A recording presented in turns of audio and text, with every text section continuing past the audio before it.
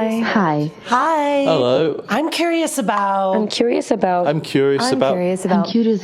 Building open, authentic, loving relationship. I'm curious about jealousy.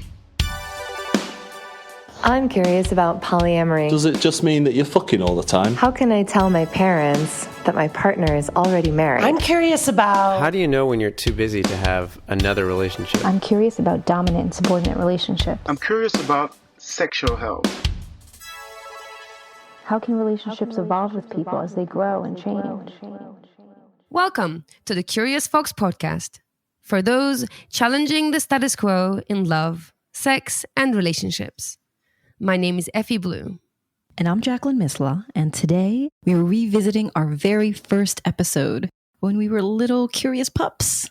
The year was 2019. We were in a basement in Williamsburg, Brooklyn, surrounded by 40 curious foxes and 5 courageous and insightful panelists. The topic? Relationship transitions. And each panelist represented not only various dimensions of personal and cultural diversity, but also diversity in experience and perspective. Quick interlude here.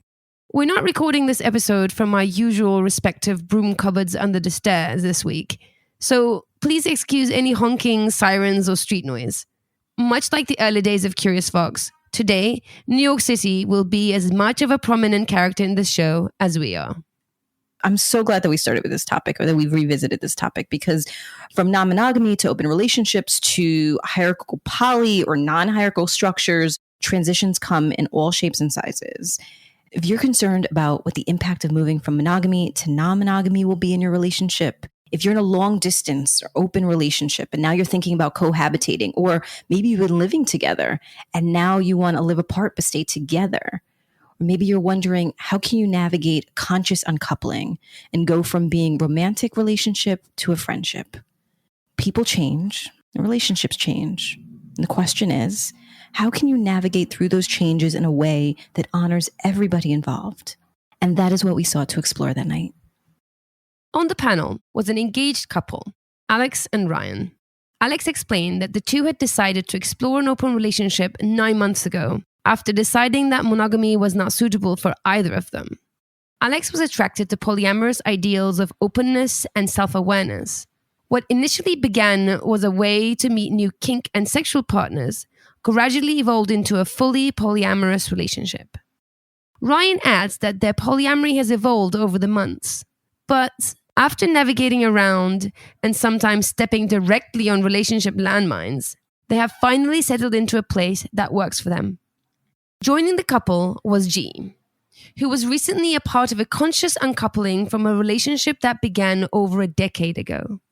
She says the two were monogamous for 11 years, but decided to open up when they realized their relationship was failing.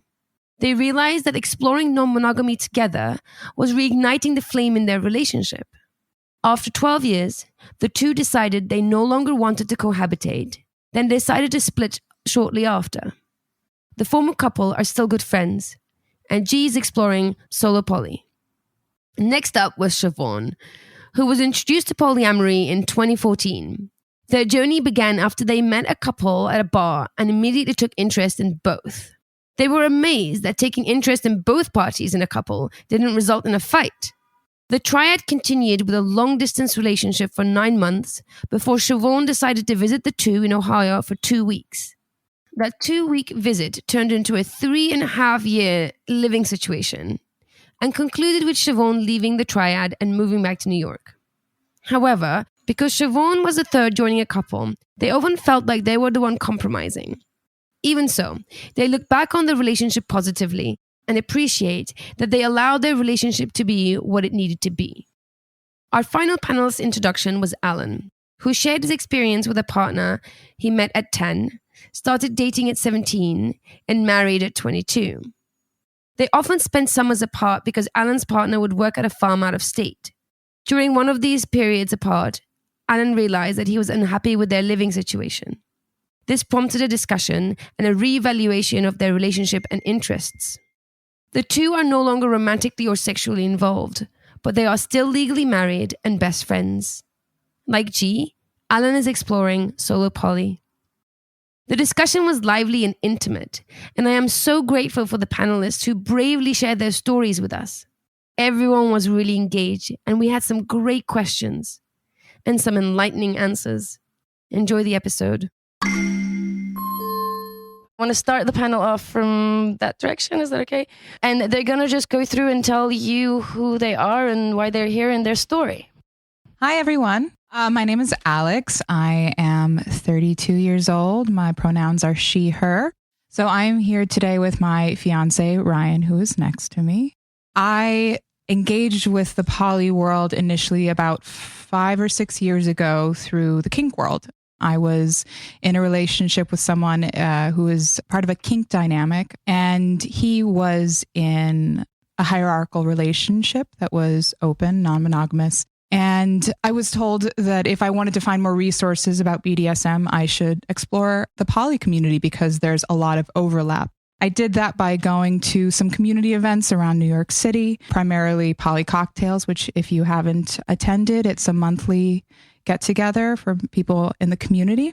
I sort of picked it up and then eventually put it down. I found that especially being new to the kink world, I wanted the sense of security that I could get from a monogamous dynamic. And then several years later, after I'd been exploring kink for a period of time, I met my now fiance, Ryan. So I guess that was probably about 2 years ago. Yeah. Throughout that, I think I tried dating several people who, first of all, were like strictly monogamous and like maybe were kinksters, but like really into spanking, which was not my thing. And I would like try to make it work, but I found that our ethos did not line up. Like I found that when I talked to other people who were either open to poly or had been in poly non-monogamous relationships, I was really drawn to their sense of transparency and self-awareness.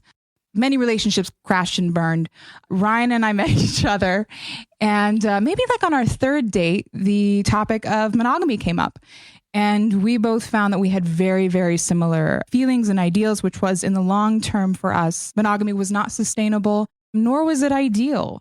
I think that I wanted to be in a relationship with someone who trusted me enough to sort of like welcome my curiosity and sort of the idea that they didn't own me or my desire. So we both agreed that it felt like our relationship was going to be serious. And eventually we might open up the relationship when it felt like it was appropriate. And essentially that's what happened. A little under a year ago, we were in a really good place. And Ryan was interested in exploring kink a little bit more. He was a little bit newer to the scene, and I wanted him to have that opportunity. Also, I was just super busy. Which, like, you would be surprised how much of non-monogamy is about logistics. So we started inching our way into non-monogamy. And it took, first it was, well, it's just kink. It's just other people in the kink community. And then, we got on OkCupid and met people who were not part of the kink community, but interested in it. And so it was like, oh, well, then it's just sex. And then I met someone who I developed feelings for. And it was like, oh, well, it's like a light relationship. And then initially, and then it sort of progressed from there. And there were definitely a lot of really difficult conversations that happened because I say that now, like, well, and then this happened and then we transitioned, but it was more like I did something and fucked up. And we were like, oh, you're emotionally involved. Like, we need to talk about this now. And so it's been a really interesting journey. And I'm just going to wrap up there for now. Thank you.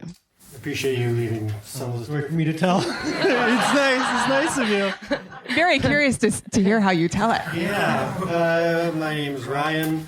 I use he, him pronouns. About a little over 2 years ago, a little over 2 years ago, I was getting out of a long monogamous relationship that ended up being kind of sexless and depressing by the end. And when I got out of it, I realized this was my last opportunity to explore some of the things I wanted to explore, but had yet mustered the courage to investigate before things started to sag. They haven't yet, I swear. This is the good version.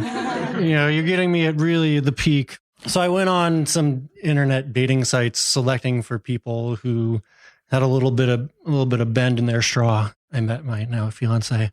On the third date, we did agree that we had deep skepticism about the long-term viability of monogamy. I think we'd both been in relationships that just ended up not working because we didn't feel accepted or some of our needs weren't being met or a combination thereof.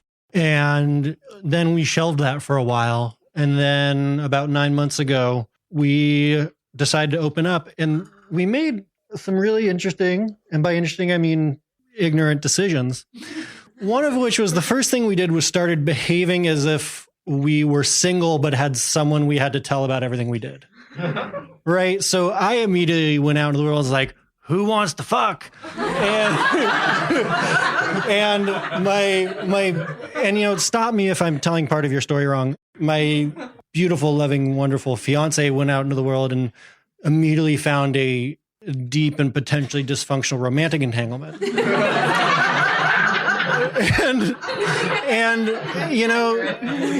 Accurate. And, so like the first time I had sex with someone who wasn't my fiance, especially because kink has a bit more emotional baggage for many people. It's not true for everyone, but, that caused a lot of pain and discomfort. And then when we realized that Alex was becoming romantically involved with another person, that required a lot of sort of tiptoeing around landmines.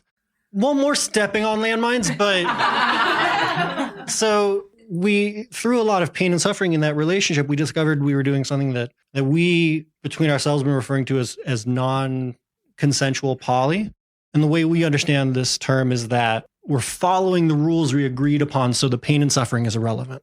And that, I think, is the big lesson we learned, is that regardless of whether we think we're doing everything right, we have to be present for how our experiences feel and the lived experience of what our polydynamic is like. Because when we're not, we just end up being resentful and angry and in pain, while occasionally going on dates that we then feel we have to hide from one another. I mean, it becomes painful in ways that are destructive. And so we took a step back, figured out what we were doing wrong. I went on to have a brief but intense romantic entanglement with someone else. And we decided that we would slow down the pacing and increase the communication. And I think that really helped us feel less shitty about everything. We did have some moments of like, is poly right for us?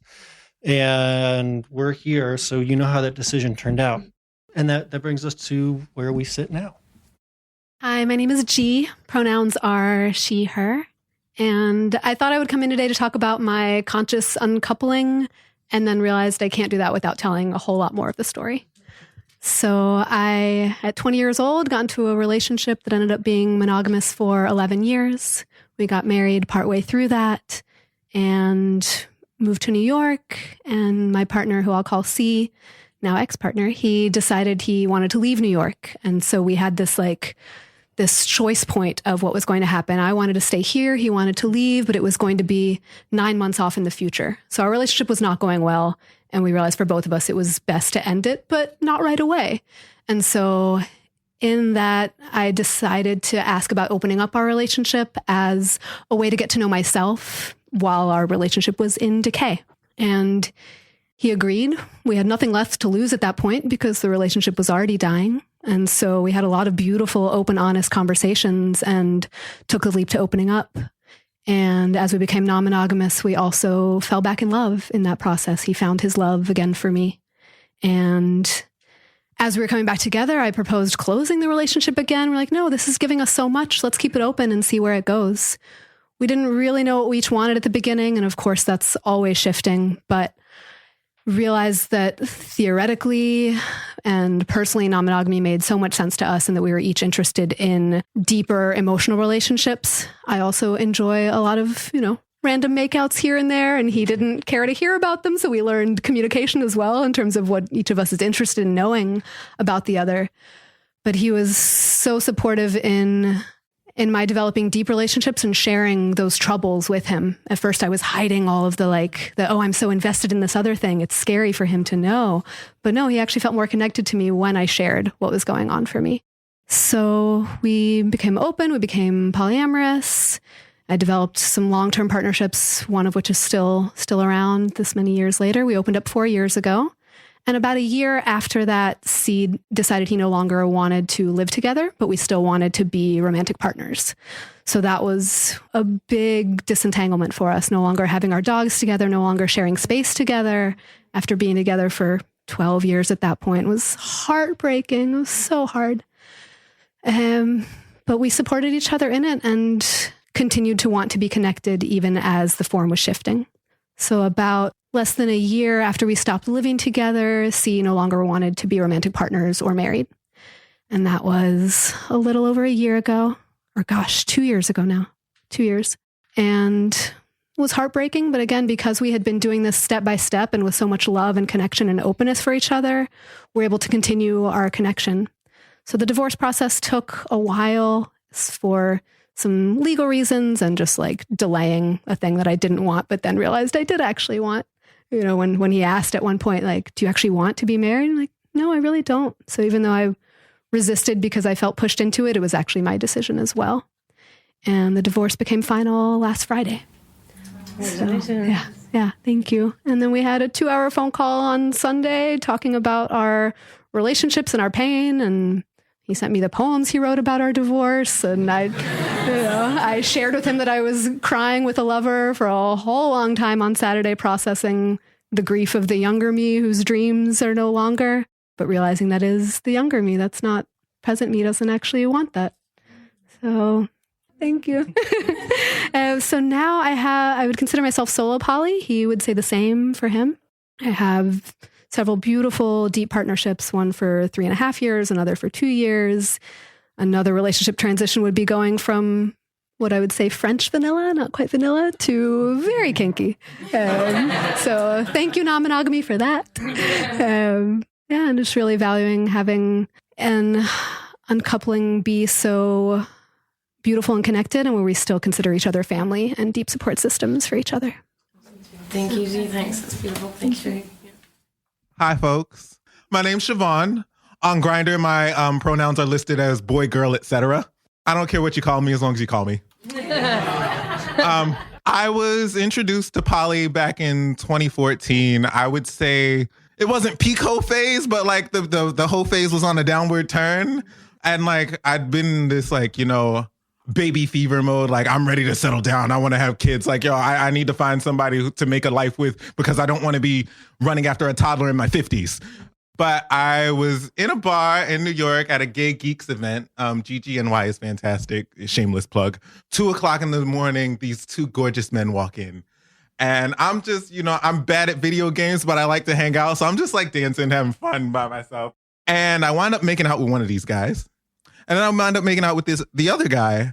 And it didn't start a fight. And I'm like, oh, this is different. Like, I'd been compulsory monogamous my entire life. Like I'd heard the word polyamory, but it existed in much in the same way that like, Greek democracy exists. Like it was some lofty idea I'd heard of. Compressed story. Like we decided like we liked each other. They were already dating. And we did the long distance thing for 9 months. And because they were already seeing other people, that allowed me to see other people during that month so that I didn't have to be alone. And then come September of the same year, I went to visit for 2 weeks and wound up staying for 3.5 years. One of the things like, towards the middle of the relationship that we all said, oh, like if we'd known then what we know now, something we would have done differently was like, it was really impromptu and like, it was a flippant decision for me to stay. Like I went to Ohio with 2 weeks worth of clothes and I only had 2 weeks worth of clothes for like my first 6 months there because I hadn't been back to New York yet. I'm from a military family. I'm used to moving around a lot. So like uprooting my entire life and moving to a new state wasn't scary for me. What was scary for me was for the first time in my life, like the only other people who gave a shit about me were 400 miles away. And so like very early on, I'm like, so which of you wants to be my emergency contact? Because like right now, if I get hit by a bus, they're calling my mom and she can't get here nearly as quickly as you can. And, they knew that they were uprooting me from my life in New York. I have a background in theater and culinary arts and they're like, there's not much opportunity for that here, but we make good money. We'll take care of you. And so like arranging, bank accounts and whatnot. And, again, emergency contacts and, just figuring out the logistics of how we make the three of us a unit, especially in a universe that only recognizes a couple, especially in a universe where you two have already been recognized as a couple for, I think it was 5 years at the time. And then, this frilly, bouncy, bubbly black bitch just shows up like, hi, I'm part of the group now. Like, literally, my first Thanksgiving in Ohio, we'll call him John, did not tell his family I was coming. Didn't tell them I was coming. Didn't tell them who I was. I just showed up like some college kid who doesn't have a home to go to. Luckily, I don't everyone took it very well. They didn't ask too many questions. I was like, look, you didn't ask me to lie. I'm not gonna lie. If anybody asks me who I am, I'm gonna tell them who I am. And I'm kikiing with the cousins and the under 30 crowd at the Thanksgiving, and by the end of the night, I'm like, oh yeah, your cousin has seen my insides. We've been balls deep inside each other. I love that man. I love him with all my heart. And we still kiki. We're no longer together, and I still kiki with his family on occasion. Biggest mistake I ever made, I told my mother that we broke up. Because I was like, you know what? I'm 30 now. I'm going to tough it out. If I got to find some shit job here and save up my money and then move back to New York or move to Indiana with my other partner or move to Atlanta, I have some partners there, whatever I have to do, I'm going to figure this out on my own. My mother heard, what, y'all broke up? Oh, so what are you doing? Oh, you don't live with them anymore? Oh, you're coming home. She's like, you're coming home. I can be there next week. And I'm like, no, Mom, I already paid for the ticket to Vegas from Ohio. Let me do Vegas first, and we'll figure that out when I get back. And yeah, as soon as I got back from Vegas, my mom was like, so your stuff's packed, right? Because it's time to go. And so now I'm back in New York because Mommy came and rescued me. Yeah. Welcome back. Okay, hi. I am Alan, 30, hetero male, so male pronouns. And my story is, oddly not dissimilar to G's, which is funny because I think we met about 4 years ago around the time frame that you discussed. So I met my best friend when I was in 5th grade. We started becoming closer friends in 8th grade and started dating around the senior year of high school. Cut to end of senior year, or halfway through senior year of college, we got engaged. We were living in New Jersey. We were already kind of living together during the summers and winter breaks, but I was only going to school about an hour away from where she lived, or where we lived. Anyway, we got married. So I was 22 at the time. And we lived together in New Jersey on our own for a couple of years and kind of realized that suburban Jersey life was not for us. We started looking at homes in New York. And at that point, she wanted to live in a cooperative living space. So we started looking at those. I don't know if any of you have ever lived in one, but it's kind of tough to find a place to live as a couple in cooperative situations. So some of the places that we came across were where we kind of got our first introduction to polyamory as a concept. We ended up moving into our own space with some other roommates and shifting to another space shortly after that. But the concept of, non-monogamy stayed as a kind of underlying current in our lives for a couple of years. Then, she started to feel like she wanted to get out of New York. And one summer she went to work on a farm in Vermont for the summer. Within a week of her going up there, I ended up hanging out at Union Pool, which I did not realize had a reputation, but I ended up making out with somebody at the bar. Now everybody knows. Yeah. So when I saw her again in person, we talked about it. And the question was, well, did you enjoy this? Is this, a friend of ours had said, don't tell her if it's not something you are going to do again. I told her, not specifically because I was going to, but because I enjoyed it. I guess that kickstarted finally after years of talking about it, the process of opening up. We stuck around New York for a couple more years. She continued going back to this farm in Vermont for the summers. We eventually moved out of town and up to Maine in our own space. And we lived there for about a year and a half, just us, kind of first time living alone together. And then we realized that that was not the right place for us. So we came back to New York and ended up in a community house with a bunch of roommates. She decided to head back up to Vermont this one past summer. She was actually asked to go back up there by the owners of the farm. I kind of had a moment when she was up there and I was living in this community home that I never really wanted to live in a big community. And, you know, over the years, there had been a lot of just kind of growth and understanding that we're different people. We want different things. We love each other very much. She's, you know, my best friend. But I kind of had that realization that I need to move out of this place and not have roommates. You know, us living together when it was in Maine was fine, but it just, none of it quite felt right. And, you know, layer onto this the fact that we realized at some point that we had drastically different libidos. So at some point this summer, we had a long, drawn-out conversation. I remember I was sitting on the west side, Riverside Park, and talked for like an hour and realized that I should find my own place to live, and she was going to stay up on this farm for the foreseeable future. So where we're at now is we're best friends. We're still legally married. There's no reason to change that. But I am living on my own here in the city. She is living up on this farm in her community that she's built and grown over the last couple of years. We see each other, you know, a couple of times a month, maybe. It's pretty platonic at this point, but we enjoy each other's company. You know, I'm now dating as solo poly, I guess is the most succinct way to put it. Yeah, that I think that kind of sums it up. Awesome stories.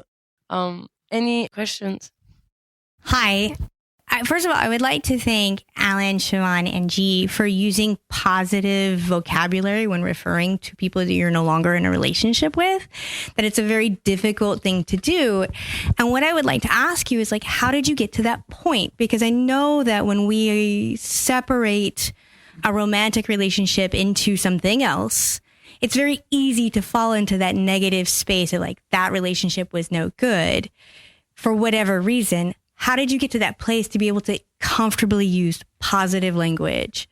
I think part of it was learning that just because a relationship ends, it's not a failure, and having to learn that over and over again, because I would still tell myself old stories and then realize, no, everything that we have is still so worthwhile and it's not really over, right? The story is still continuing.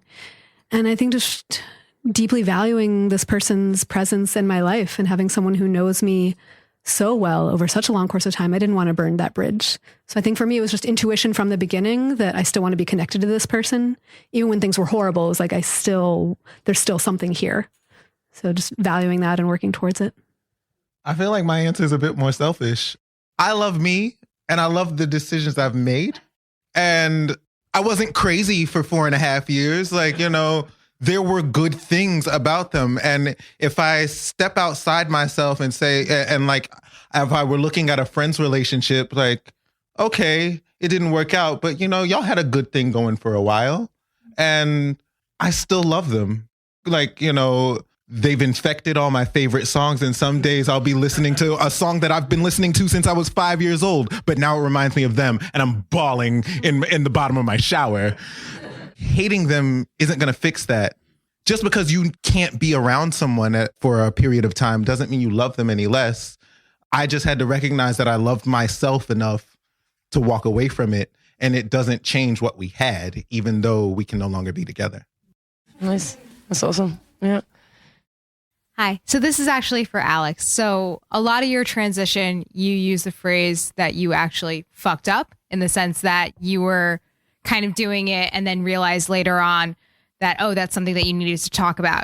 Do you feel that that was better for finding out what you wanted in a relationship, or would you have rather had talked about it beforehand and kind of figured that out later on? You know, I found that outside of the monogamous construct, I have no script or understanding of how to ask for what I need. I have an understanding of like what I should need. And then that gut feeling that's like, oh, I'm attracted to this person and I should shut that down immediately.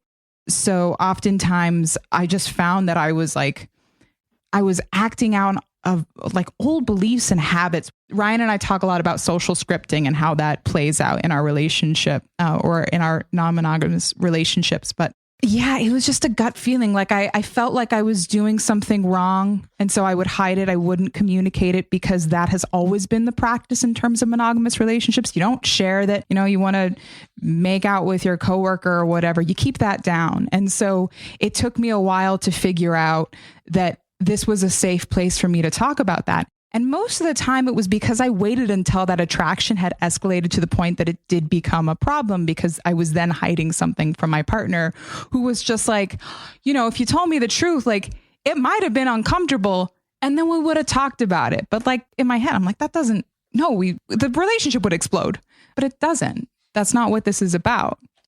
To that point, what made it easier for me was like being involved in queer relationships. That playbook that everyone has was already thrown out the window. And so it's like, okay, we have to talk about what this is going to be, because like, you're not going to get me pregnant and I'm not going to have your children. And like, you are already married. So like, it's about shaping this relationship for what it needs to be for each of you and creating a space where you're comfortable having uncomfortable conversations. And that was the red flag for me. Like when we stopped communicating just to keep the peace, that was the death knell for us. So it's about maintaining this environment of communication. And I want to kind of add to that. I totally agree with you. And I want to add to that and give you almost like the flip side of that as well. So sometimes communication is great. It is the most important skill you can have in life, but definitely in relationships, and most importantly in non-monogamous relationships.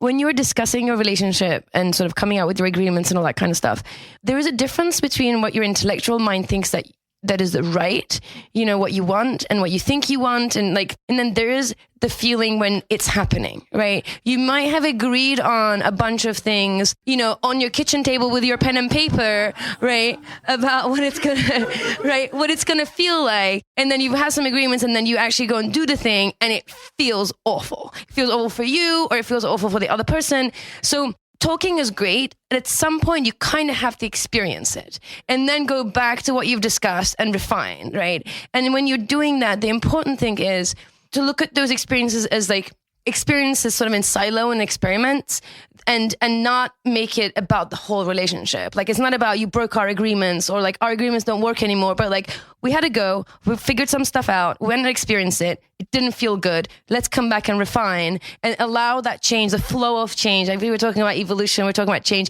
allow that change to happen and then just keep propping it up with communication revision. And I think that's important as well. Like communication is great, but like do the thing, revise as well. Does that make sense? Yeah. Hi, how's it going?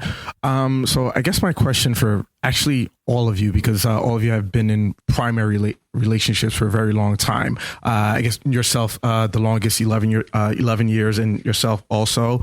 For me, my current relationship, we've been together 12 years, monogamous for 11, and then poly for the last year, for the past year or so. So when my partner and I started seeing each other, social media didn't really exist. Online dating didn't really exist. I think at the time, MySpace was the biggest thing.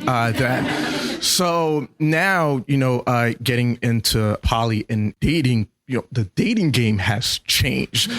So I only recently learned what ghosting was. I had no idea, what that was until it happened to me and I was explaining it to someone. Yeah. And so my question to you guys, for those of you that have been together for a long time, when you experience, some of these dating issues that you've never experienced before and are experiencing for the first time, did you discuss that with your partners?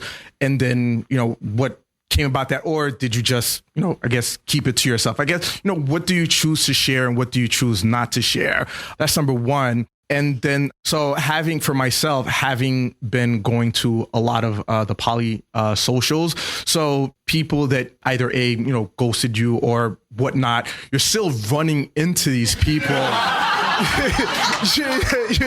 At these socials. So it's like, okay, how awkward. How am I supposed to react to you now? Because mostly if you're not in the poly scene and you date someone and it doesn't work out, the chances of you running into them, all right, New York City is a small place, maybe you do, but 9 times out of 10 you don't. But some of these people, you're seeing them constantly. And it's like, all right, you did this to me, so do I bring it up? Do I not bring it up? So how do you deal with that aspect of the relationship?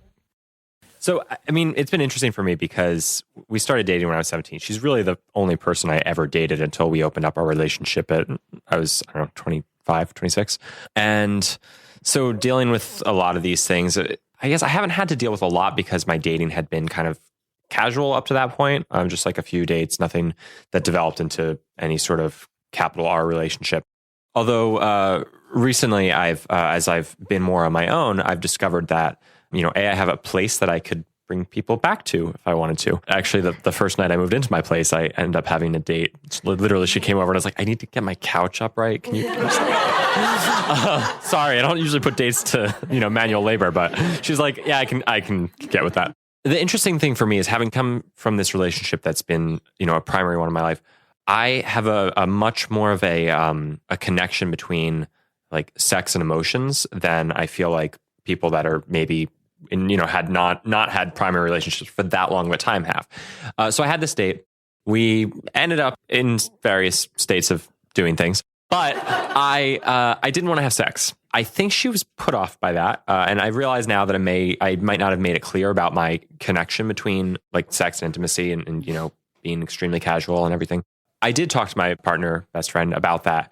Not directly, but kind of it's a thing that I've recognized is I'm just becoming more aware of. She didn't, have much feedback to give or anything like that, but she's there to listen and provide that kind of emotional support in some way. I'm going to be at this woman's house on Friday for an event. So I might run into her there. I don't know.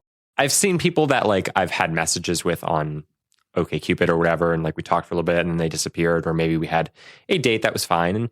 And I think the general approach to that is just kind of be cordial, oh, hey, how's it going? And just, it's clear that they don't want to talk about it. I texted her and was like, hey, like I wanted to follow up on the other night just because I feel like I didn't explain where I was at fully, and she didn't get back to me. I'm like, all right, that's fine. I think it's just be cordial, and it didn't work out clearly, and maybe there's no need to push on it for what's it gonna bring you. Yeah, so dating for the first time after my former partner C was my third sex partner, and I'd never really done much dating. So all of a sudden dating for the first time at 31, like that first kiss is like, oh my God, what is this? So we actually discussed so much along the way. My first breakup, my partner bought me flowers and like comforted me about the breakup and just held space for the relationships that I was experiencing. So yeah, we talked a lot about it. Part of it is probably because we had been in couples counseling and he had trained, he's a psychologist now. And so we just talk a lot and share all those things. But I also reached out to him when I was having after our partnership ended and having a conversation with a current partner that might be shifting the relationship and being really uncertain about things. Like I absolutely go to my ex and talk to him as much as he is willing to listen. But that's also a big piece, right? Of like, how much does he actually want to hear? How much do I want to share? And that's been a moving target along the way. But I found it very valuable to be able to share while also like learning that sometimes it's not the time, and finding other outlets to share, like learning early on as my, extrovert butterfly self. I like come home and I wanted to tell him everything and he didn't want to hear it. He was, like introverted, doesn't care about this like random makeout I had. So I called a friend on my walk home instead, and like learning those kinds of dynamics. In terms of continuing to see people in the community, yeah, it's going to happen. And so always cordial and kind of trusting that everyone is taking care of themselves. So if this relationship ended or we had like a hard thing and then neither of us wanted to talk about it, or I could sense that this person I went on, like 2 dates with didn't want to talk about it, I was like, oh, okay, that's just not a good fit. I need the relationship to be able to like engage with those hard conversations. So, okay, that's not going to happen, but sure, we can see each other and hug and maybe kiss at a party, maybe not. Yeah, just trying not to have hard feelings and, finding someone else to talk to about it if I am really upset, not bringing it out into public. I specifically asked my partner the other week, like, how much do you want to hear? That's a great question to ask. Yeah. There's another question over there. So it sounds like most of you have been in pretty long-term serious partnerships. I'm curious if you've ever had moments where one of your new partners does something or says something, or just their existence triggers your existing partners in a way that makes it really hard to, like, where you almost have to force a choice between your current partner and the new partner, or where it could be that, like, in navigating the presence of a new partner, especially if you're early in this existing relationship, you can end up hitting some snags where you say or do things that make for problems in the primary dynamic. How have you navigated that? What would you recommend? Basically, what happens when you trigger your partner with the existence of other people, and does it force the end of one of the two relationships? So I misspoke before. I did have one relationship in this time that I've been with my partner that was a bit more significant, and that was probably that was definitely the most challenging one. In that my partner, best friend, values time spent together very highly, and so there were some points of there were some struggles when the three of us were actually together, because this partner, not my best friend, this other partner, lived out of state, so she would come and visit occasionally. And I think that dynamic not quite working well, and the challenges with time spent actually end up being one of the things that caused that long distance relationship to end. That being said, with this new evolution of my current relationship into some, me being dating more as solo poly, but still having this, intense emotional relationship with my best friend, I can't say I'm specifically looking forward to figuring out all the things if I should come into another strong emotional relationship, because I'm certainly open to that. We've discussed that theoretically that would be fine for me to, move on to, but I am aware that is going to be a challenge. It seemed that you had something to add. I wanted to make sure you have I something. feel like Ryan believes I have something to contribute here. I'm sorry to speak for you. I think it's an important question, and it's something to think about. And I feel like we have each been on both sides of that equation. Initially, I was seeing a man, and romantically things escalated. It was like the first guy that I went out with, once we'd opened up, it got fairly emotionally involved very, very quickly. And Ryan and I had agreed on physical boundaries for each date. We would discuss it at length. And then I would come home from that date, and we'd have a lot of really, like, I could see that Ryan was in pain, that it was really, really challenging. And I thought throughout, I didn't do anything wrong because I did all the things. In fact, I did less. Like, we only kissed once, It took that happening over and over and over and saying, I think for a while too, I just thought like, well, this has to do with like, this is Brian's side of the street. Not that, like, maybe we need to rethink the way that we're approaching this, because you're the person that I love and you're in a lot of pain, and maybe like just the logistical sort of physical boundaries are not enough. When Ryan started seeing someone who he was emotionally involved with, very quickly, who he could see, becoming a secondary partner, I experienced a lot of that pain and thought, felt like I was dying. And we realized really quickly that we were moving way, way too fast. In fact, like, everything that we'd ever learned dating monogamously often those things did not apply. So we needed to establish proper boundaries, which were like, no texting every day in the beginning, because that pulls us away from each other. Like, space that out. Don't get super stoned off of each other's pheromones. Like, wait, see each other once, wait another 2 weeks, then go out on another date. And like, when Ryan met someone who was like really, really lovely and was like willing and generous enough to step back and slow it down, a friend of mine said it was like, if the relationship ended with that person, it was like they'd be crashing, driving 17 miles per hour versus 70. So we decided to take it very, very slowly, and found that physical boundaries weren't enough. If the other person was in pain and it was not a hell yes, we needed to reconsider our approach. Yeah. Just to respond specifically to the language you used, you were using the word trigger, and I think that means different things to different people. For me, I have a lot of baggage behind my chair. No, I have a lot of baggage in my past about abandonment and inadequacy stuff. And that's like perfect storm in Polyland. And I think this speaks directly to what you said about me versus we. Because I've been to just enough therapy to understand my problems but not fix them, I decided that it was all a me problem. And so I didn't have the tools to stand up for the fact that I thought there was something about our relationship that was creating this unnecessary amount of pain. It took me getting involved in a romantic relationship and Alec experiencing that same suffering for us to realize that we were doing something wrong. So I think the most succinct version of our answer is like, if it feels like it's forcing a decision point for you, then there might be structural flaws in your approach. And that's not going to be true all the time, because there are people who have had to make hard relationship choices. When we started getting close to the bandsaw, we realized it wasn't because we needed to make that choice, but because we had set up the systems the wrong way, if that makes sense. This is this is the whole relationship by design, idea is like, you have to figure out your own design. You have to go through the process and figure out what's right for you. Yeah. So I have a question.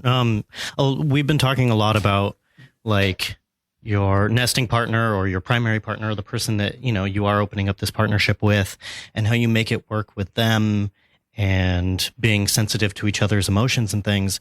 But I feel like there's a lack in talking about maybe the other people that you're bringing into, this fold of your, whatever your structure is.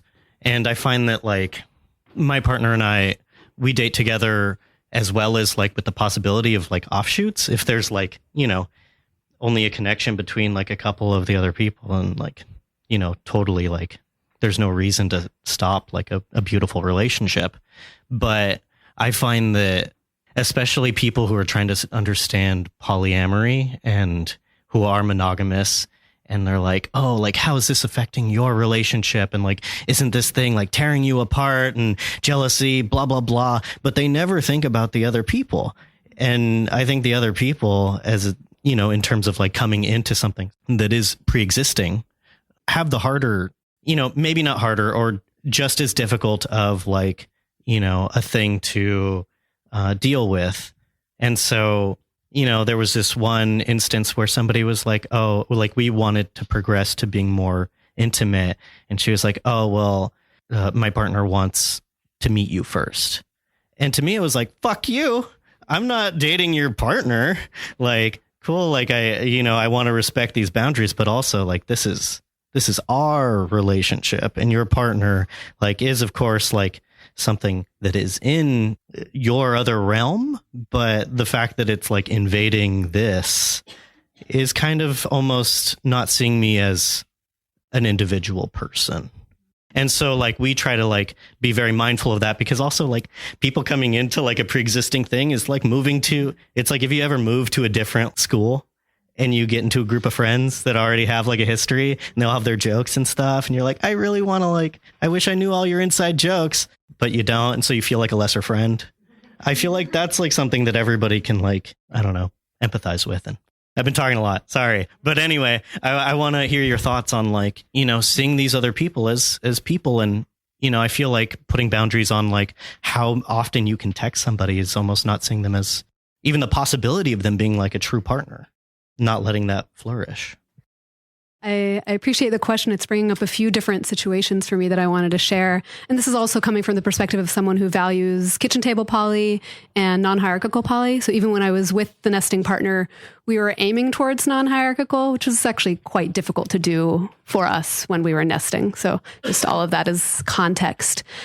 But I have found in new relationships, especially when they have existing partners, I ask, okay, what are our boundaries? Where are spaces where this relationship cannot go? Because I need to know that early on before my heart is on the table. So one of my new lovers has a nesting partner, and I didn't know what that would mean for the depth that we can go. And I learned where they're at, but it actually doesn't impact the depth. So I am willing to go forward, but I have to ask and find that out first. I had the situation of when my ex-husband and I were living together, and I started a new relationship with someone that 3.5 years later I'm still with. But at the time he was nesting with someone, and I was one of several partners he had. And I felt very secondary, tertiary, had to deal with a lot of pain in that process, and was scared to talk about it for a long time because I was still new and didn't know what was up. But I hear you and really want to make sure that we value all of our people, regardless of how long we have been with them, what our titles and labels are. But we're all people and in this connection space together. I love people, but I love myself the most. I was diplomatic, but I was very stern very early on. I said, look, I love you, I want you, but I don't need you. And if you're not going to treat me like you want me here, then I can go do other things. I mean, a transition for me was going from being this outsider coming in to being the insider bringing in other outsiders. Someone mentioned to me the campfire rule, which I value very much, leave the space better than when you found it.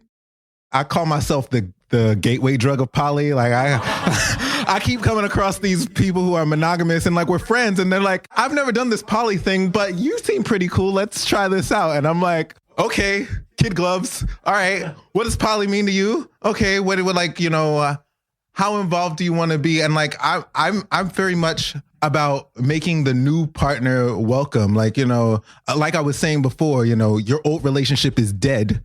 And the relationship now is whoever was involved before and this other person, not plus this other person. Because if you don't make that person feel included, if you don't respect that person's boundaries and desires, then they're not going to stick around long. And so you're just going to have a string of these short-term partners who all wind up feeling like you used them. And so it's pay attention to people, pay attention to their needs. And like your partner is always going to be like, I mean, structurally speaking, like, if y'all pay a mortgage together, like there are going to be some things that, you have to refer to your partner for that you don't have to refer to your boyfriend for. But it's about making sure that, that boyfriend still feels important, that boyfriend still feels loved, that boyfriend still feels like his opinion matters. Yeah, I think I also want to add, I've moved away from primary and secondary language in my practice. If I'm dealing with a couple who are sort of looking at outside relationships, I talk about core relationship and auxiliary relationships because I feel like the primary, secondary has its connotations and the words that we use affect our behavior. So I understand the definition that they want to have, but because of the value in the human that you're dating, that's why I've moved away. Now we talk about core relationship and auxiliary relationships. And I've been that auxiliary relationship for my longest poly relationship is they're now married and I'm the third person. And I have a very clear idea of what I want as an auxiliary partner. I check in with like, what is your relationship? What's available, right? And I think like if I match that availability, do I have my needs met? Am my expectations met? All that kind of stuff. If you are the part of the core couple and you're dating, I think you do need to explain that to the people that you're dating. And I think, again, then they have the choice of, if you're saying, I need to check in with my partner every time we schedule a date, we have a thing about taking things really slowly. Like those are the things that need to be discussed up front so that you can value those people, I think. And I think then the people that you're dating they know what they're then getting themselves into. And I think that's really important. That's the best thing. And as the person who are dating, you also need to know what you need and be able to say no to a relationship. It's not available. Like a lot of the time I hear people in pain saying, I just want more from this partner, but they don't have, they have this other partner or they have other partners or they have restrictions. It might not be right for you because it's just the availability that you need is not there. So it's worth thinking about. We're running out of time. So before we sort of wrap up, there are some thank yous. First and foremost, my panelists, thank you so much. Thank you. First of all, that was wonderfully nostalgic for us. Going back to our first recording ever with borrowed equipment and tech support and editing done in kind, not knowing anything. Honestly, I never thought we'd have listeners we can count with more than two hands. We approached the whole thing with a utilitarian attitude of how can we record the content and get it to those who can't be in the room. It's so true. Born out of a desire to include folks who couldn't attend our live events. And look at where we are now with pro equipment and a brilliant editor and scripts and research and hundreds of listeners per episode and thousands of downloads a month and meetup groups that gather to discuss and reflect each episode. What's wild? Stick with your dreams, kids. Yeah, I love this episode. I love it, first of all, of course, because it's our first, but also because everyone is hilarious and their stories were really honest and helpful. Totally. I agree. Transition is complicated.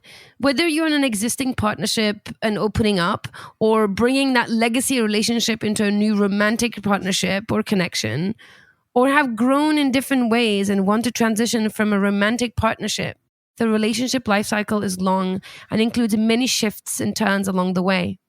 The research shows that those with a high tolerance to ambiguity, thus change, tend to thrive with ease in non-monogamous relationships, which makes non-monogamous folks an adaptive bunch. Because non-monogamy allows for atypical or non-linear relationship transitions, many people have complex relationships with their partners or former partners that are often difficult to define. When I say complex, I don't mean complex like algebra, but more like a biodome where all life supports each other through wondrous complexity that leaves you in awe. We will continue to explore those important topics in our discussions. If you've enjoyed this podcast, please right now, in this moment, choose to stay connected to us on whatever device you're listening to. So subscribe on Apple Podcast. And while you're there, please rate the show and leave us a review. You can also follow us on Spotify or Stitcher, because ratings and following tells the algorithm and podcast gods that people like this show. We know that during our coaching sessions and via our DMs, we are hearing that you love the show. In fact, some of you are taking part in meetup discussion groups that meet weekly to talk about the latest episode. We love that, and we want to hear from you. So if you can tell us about what podcast moments have felt the most impactful, or what topics you'd like us to explore, then you can share that by emailing us or sending us a voice memo at listening@wearecuriousfoxes.com. Or you could record a question for the show by calling us at 201-870-0063. You can also engage with us and find fantastic photos of your podcast hosts on Instagram or Facebook at We Are Curious Foxes. If you're going to join our Facebook group, be sure to answer all 3 questions so that we know that you are interested in joining and can let you in. And while you're there, click the blue follow button on Instagram and stay connected with us to join in on the fun. Finally, for the extra curious amongst us, join Patreon and become a supporter of the Curious Fox community and get access to exclusive events, podcast extras, Ask Me Anythings with Effy Blue, opportunities to ask our podcast guest questions, and so much more. This episode is produced and edited by Nina Pollock, who transitions and transforms our rambles into polished episodes. Our intro music is composed by Dave Saha. We are so grateful for their work, and we're grateful to you for listening. As always, stay curious, friends. Curious Fox Podcast is not and will never be the final word on any topic. We solely aim to encourage curiosity and provide a space for exploration through connection and story. We encourage you to listen with an open and curious mind, and we'll look forward to your feedback. Stay curious, friends. Stay curious. Stay curious. Stay curious. Stay curious. Stay curious. Stay curious.